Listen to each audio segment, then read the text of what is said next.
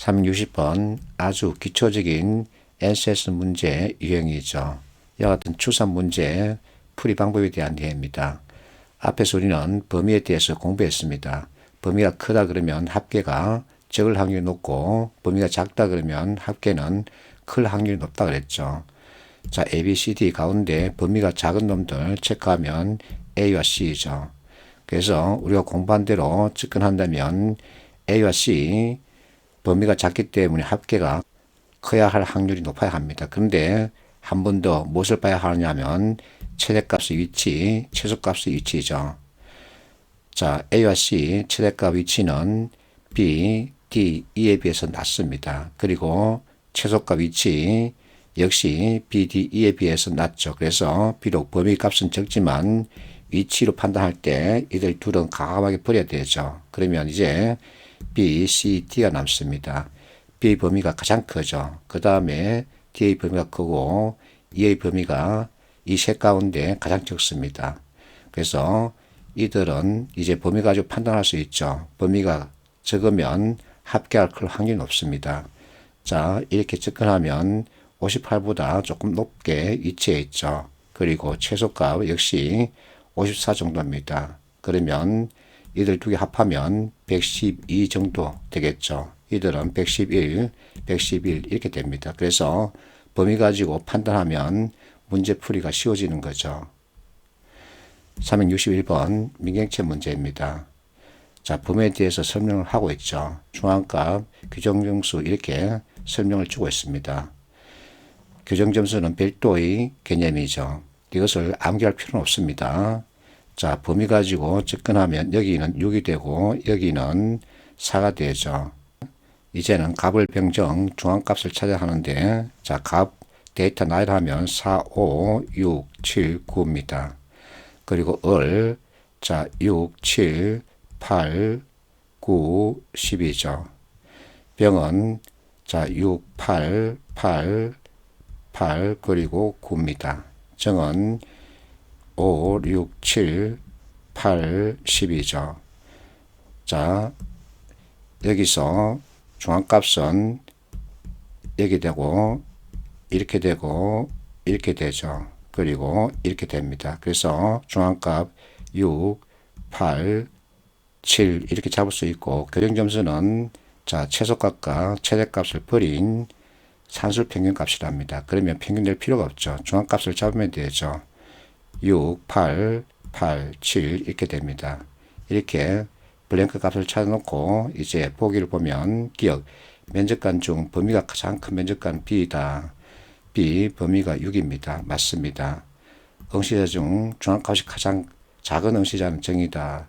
중앙값입니다. 가장 적은 응시자는 자, 갑이죠. 그래서 틀렸습니다. 교정점수는 병이 갑보다 크다.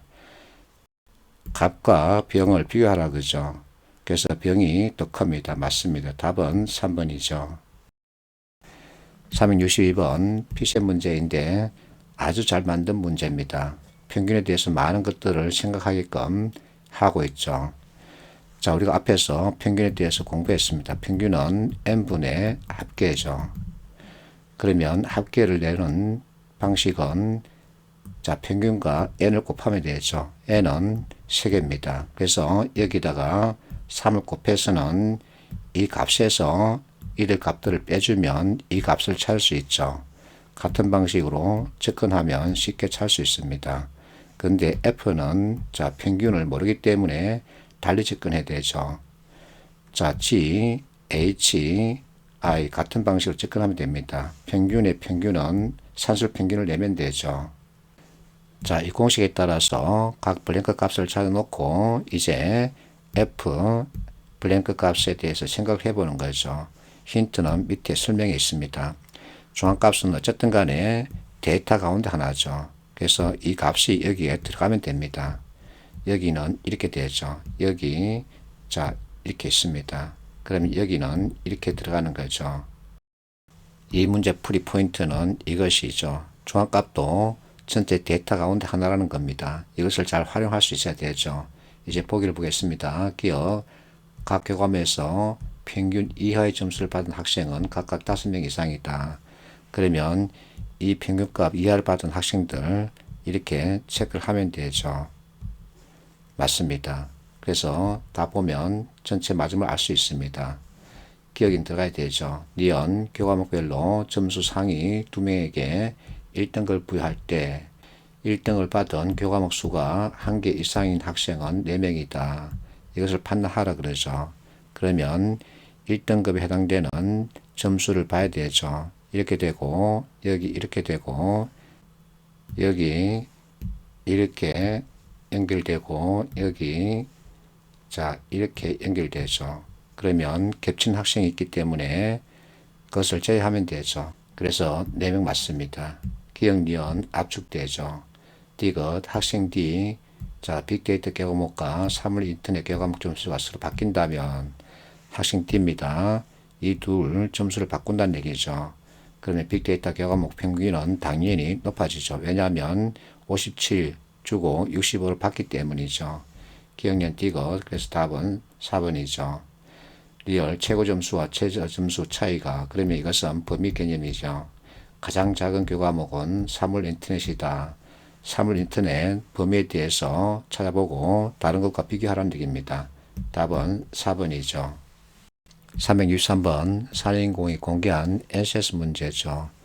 자, 통계표 특징을 보면 자료를 정리하지 않고 흩뿌려 놓고 있습니다. 이와 같은 데이터를 받았을 때는 시간이 많이 걸린다. 이것을 먼저 생각해야 되겠죠. 그래서 선택지를 먼저 보는 거죠. 자, 평균은 똑같이 주고 있습니다. 그래서 판단 기준은 중위수, 최빈수 가운데 하나죠.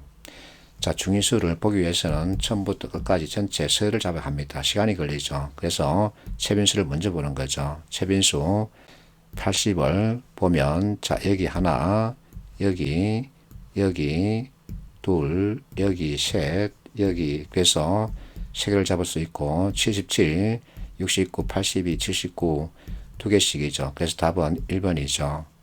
만약에 여기 80을 주고 있다면 이제 중위수 봐야 되겠죠. 자, 이럴 때는 정규분포를 생각하면 됩니다. 정규분포 특징은 평균 중위수 최빈수가 동일하다는 가정에서 좌우 대칭형으로 만든 종모양이라고 그랬죠. 그래서 평균과 중위수, 최빈수는 어깨동무를 하는 성질을 가지고 있다. 이렇게 공부했습니다.